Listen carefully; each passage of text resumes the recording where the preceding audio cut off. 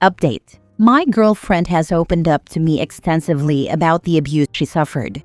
Her stories are starting to contradict each other, and I'm starting to suspect something. Original post. I, 26 male, am currently in a 3-year relationship with a 24-year-old woman named Kathy. I'll spare you all the details about her personality, but I love her dearly. I fully intend to marry her when the time is right for both of us. On our first date, Kathy warned me that she had PTSD from past trauma. Some of the things that she has told me have been so devastating that they made me physically ill. As we talked and ate, she told me that she lost her virginity to her stepfather, forcing himself on her when she was asleep. I, a grown man, started crying in the middle of the restaurant. She assured me that she was in therapy and was working through her issues. As time has gone on, more and more details about her past have come up. I am incredibly happy that she is willing to share all of this with me because I want to support her. But there have been so many contradictions that I'm confused. I don't even know how to bring them up. Here are several of the ones that make the least sense. She told me that her biological father kicked her so hard when she was 7 that it broke her wrist in 2 places. Later, when we were taking a bike ride together, she said, "I've never broken a bone and don't intend to now." She told me that her mother used to put a belt, a stick, and a wrench on the table and tell her to choose. She said she picked the wrench because F her, that's why. This is a scene from Good Will Hunting, told almost verbatim. She has no marks or scars from this. She told me that after her stepfather abused her for several months, she lived for her grandparents for the rest of high school. Later, she contradicted herself and said she was homeless and couch surfing for her last 2 years of high school. She told me that she dropped out of high school because she had to escape from a gang who was trying to make her work as a prostitute. But when I met her, she was a student at a reputable university. She never went to community college. I don't think it's even possible to get into a school like that with nothing more than a GED. She told me that to cope with her past trauma, she did almost every drug and was barely sober for more than a week for 2 years. Later, when we smoked weed together, she got super high and said she had never tripped harder. I don't think someone who has done LSD and mushrooms would say that after smoking pot. It doesn't make sense. I feel like a monster for asking, was she even abused? I could understand 1 or 2 contradictions based on some inaccurate memories, but really? Why the movie scene monologue? Why does everything point to her having a privileged upbringing with a brand new Range Rover she bought as a freshman and fancy college degree with no debt? I don't know how to bring this up or how to make sense of any of this. I can't bring the issue up because if she was abused, it would crush her to be doubted. Now for the top advice before reading the update. Compulsive liar by the sounds of it. Knew a few in college with the exact same kind of track record. The girl in the dorm room next to me only got caught when an RA called her mom to say the girl needed more support, given the recent death of her uncle, and mom said she never had an uncle. All of a sudden, about 20 stories started to unravel. I have suspected that she is a compulsive liar, but aside from the outlandish and self-contradicting abuse stories, I can't find anything that she has ever lied to me about. Maybe she hides her other lies better. Would it make sense for a compulsive liar to only lie when it comes to one subject? Yes, if it's core to the image of her she wants others to hold. Some people lie about everything. Some people lie to shape how the world views them. So this sounds almost identical to my sister. We are unsure if she's a pathological liar or if she is having delusions. She's been known to lie about things, but it got to a point where she was claiming she was molested by a family member and was saying things that were contradictory, not possible, or was copying stories I had told her of my abuse. No one wants to think that someone would lie about something like this. From what you've been saying, it seems to me like your girlfriend is lying. I was abused as a child until I was in my 20s. Some things you get mixed up because memory is easily manipulated, but not the sort of things she was saying, especially not the things that happened in high school. Or she's just so delusional that she believes all these stories she's sharing. Confronting her in the moment and calling her out could help. I did that with my sister until the lies got more serious, but she's just going to search out people who enable her. If you start questioning her stories, she's likely lash out saying how could you question someone about the abuse she went through or find other people who won't question her. If she is willing to lie about this, or suffering from so much mental distress, she can convince herself these things happened. There are a lot more things that she's told you that aren't true. That's another possibility that concerns me. If she has bought into her delusion so deeply that she legitimately believes she was abused exactly as she describes, what even is the endgame in our relationship? This is going to sound screwed up, but I'm not interested in marrying a person who may one day be telling people I did something horrifying to her. Update. Hi again, everybody. A lot of people have expressed interest in an update to my situation, and since the situation is finally resolved, I figured I would take a minute to write out what happened. Admittedly, this actually ended last week, and spoiler alert, I spent the following several days moving out. I haven't had a chance to update. A whole lot of thoughts on the matter have been stewing, so I'm afraid this is going to be long. For those of you who just want to know what happened and move on, she lied. We broke up. She tried to save our relationship by lying. I have ghosted her.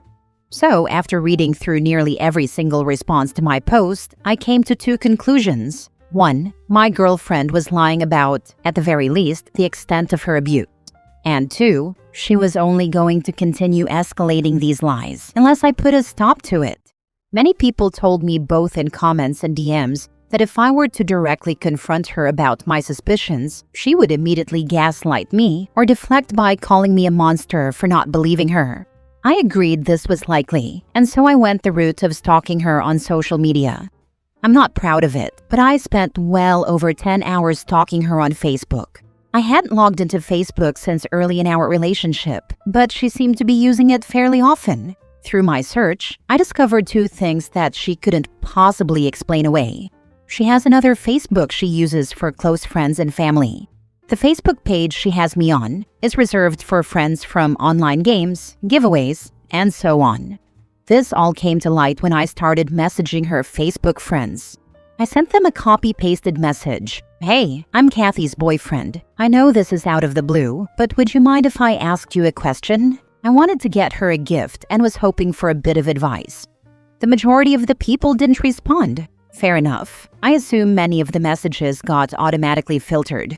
Of those who did respond, the vast majority didn't really know Kathy, or only knew her online or didn't remember her at all. It was bizarre. Where were her college friends? Her not having high school friends would be right in line with what she told me before, but I know she has friends from college because she hangs out with them regularly. Or at least she did until we went into lockdown. Eventually, I figured it out. She had another Facebook. It was a total stroke of luck that led me to it. She happened to have one single friend who was on both of her Facebook pages. And when stalking her friend's friends, I found my girlfriend's second page. On her real Facebook page, everything she told me completely unraveled. Dozens of high school friends. Pictures from her high school days, ranging from class trips to dressing room pictures of her trying on new clothes to her sweet 16. Pictures with her parents with whom she seemed very happy to be having her picture taken. Pictures of her standing in front of a very large, very non-ghetto suburban house. Then I found the picture of her standing in front of her brand new Range Rover. At this point, I had already decided our relationship was over. There's no explaining that. If she had mental illness so severe that she had deluded herself into believing everything she told me, she needed therapy, not a boyfriend. If all of those stories were just plain old lies, I wouldn't even know what to feel. Taking advice from the last post, I decided to ask about the Range Rover. I wanted to expose her and figured it was an innocent enough topic to bring up out of the blue. She was sitting on the couch reading a magazine, and so I walked up and asked her about her car. I said it was really nice, and if she had inherited some money or something to be able to afford it. She gave me a long theatrical inhale and exhale. She then asked me to promise not to be shocked, but it was Pandora's box. Knowing that she was about to feed me another helping of BS, I told her I wanted to hear it anyway. She covered up the Range Rover purchase by telling me that when she was homeless, she was forced into prostitution by an abusive pimp. She said that with the money she saved by overcharging clients and hiding tips from him, she was eventually able to afford a car. Then she asked if I still loved her despite her past. So that was the end of that. I called her a liar on the spot. Aside from everything else, what really ticked me off about this lie is street prostitutes don't make nearly enough money in tips to be able to buy an expensive car and pay for a college education. Then I told her that I saw her real Facebook. All of those pictures. For the first time in our relationship, she didn't have an explanation. I started my move out the next morning, the lease be damned, and finally was done with it in 3 days. She has frantically texted me saying she could explain and she was ready to tell me the truth. Yeah, the truth. I'm almost tempted to ask her for it just so I can experience another wild tale. Maybe this time it being about her experience with witness protection on the run from the mafia or some other ludicrous story. Thanks again for all of the advice and help, everyone. I feel like a total idiot for wasting 3 years of my life with her, but I have high hopes for my future. I'm going to take a break from dating for a while though. Right now, I'm staying at a buddy's house who has been nothing short of amazing. She does not know where I am. Not to judge you here, but how the heck did this relationship last 3 years? In all this time, did she never go home to visit family? Did you know any of her friends? I get you didn't want to press her about her traumas, but damn. Also, like a lot of others have said, you better get your alibi straight now. You will likely become the victim of her next lie. She'll be angry that you broke up with her and tell people that you abused her. I'd try to secure evidence of her lying habits, either record a conversation or get it in writing. My boyfriend was in a relationship like this for 5 years. She claimed to be abused and all sorts of stuff that didn't line up over time. She was also very manipulative and demanding of him, which I don't know if that was also the case for OP. I asked him the same thing. How did it last so long? Basically, I think love bombing in the beginning was the biggest factor. My boyfriend kept thinking it could get better if he fixed himself. She also wore him down with her stories and justifications and blamed him for misunderstanding. So he didn't trust himself and thought poorly of himself. So he got depressed and kinda gave up on life thinking he was so messed up, never questioning her actions. One thing I don't understand is you mentioned the Range Rover in your original post, but I don't see it referenced in any of your stories. It sounded in this post like seeing her with the Range Rover was a surprise, but it was just that she got it as a teenager. Also, have you contemplated messaging her parents? It's kind of surprising that somebody with all of those stories wouldn't have her Facebook locked down. I would almost post something and tag her. The whole thing is so weird and sick. I'm sorry that you experienced it. And yes, if you've been on this ride for this long, I would be curious to know what the truth really is. The Range Rover thing was because despite her roller coaster teens, she somehow was able to afford it, brand new, from her first year of college. That made no sense to me. She never really went into detail about it, and I never asked until I decided to confront her about it. I know this is a controversial take on Reddit, but people like Kathy are the reason I back away slowly when someone trauma dumps on me on first meetings, both in real life and on the internet. I have extreme skepticism when people present stories of horrific abuse at initial meetings. And it's really bizarre that I've had to develop this policy, but there you go. I wish I had seen this before I met my ex 2 years ago, Limao. On our first date, she did some trauma dumping on me about how her previous boyfriend was a narcissist and abuser who had threatened her and her son's life. She went into great detail about it too. Fast forward to our eventual breakup, and she was staying with me for a few weeks until her new apartment was done being furnished. We break up because, quite frankly, she was glued to her phone at every waking hour, to the point where I took her out to dinner the night before and said literally nothing for 2 hours, and she didn't notice. She also would never stop talking about her ex. Everything we would do, she'd have a comment about him. Anyways, long story short, I tell her we're done and she starts demanding I pay for a hotel for her until her apartment is ready, but I say absolutely not. Next thing I know, she calls up her ex and starts venting very loudly about me to him, saying the exact same things to him that she had said he did to her. Guy got suckered into paying for her to get a hotel, while I was counting my blessings for realizing how manipulative she was, and thanking all the gods for dodging that bullet at the end. Last story. Tonight, my 4-year-old nephew broke through every piece of armor I've put on and every wall I've built. I deflect. A lot. I'm a bartender of 10 years, 34-year-old straight male. Past relationships that all have ended. For the most part, all clean breaks, which make it suck even worse. Kind of a, we both realize we're not meant to be each other's forever person. I feel that's because I deflect. I'm always trying to make a joke, appear strong, or change the subject when things get too real. A lot of betrayal with friends and exes in my past, which is no excuse to quit living, but it built an excellent armor around my true self. I've been on a handful of first dates in the last 6 months. I'm an expert at coming up with reasons to not let the women I go on dates with in, if that makes sense. Keep it on the surface, while still being a gentleman and honest with where I am and my intentions. Casual fun dates.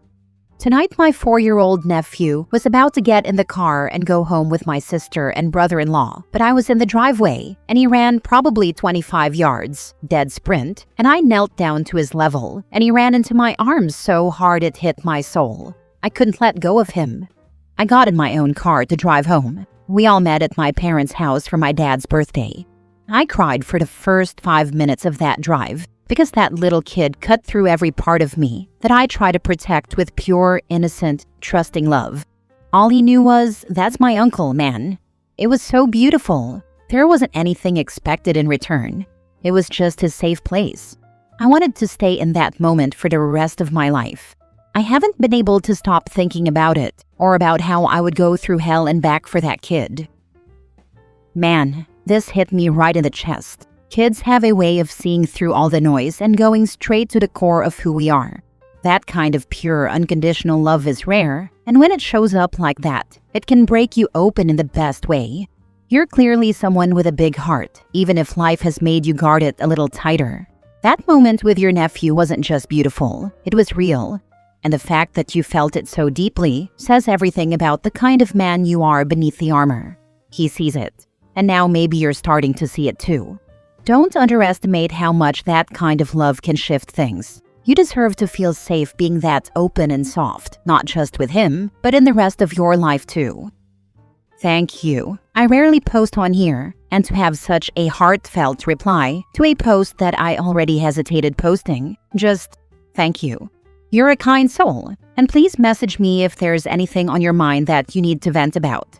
Like it says in my post, I'm a bartender, which a lot of people think means therapist. Thank you, and I hope you have an incredible day.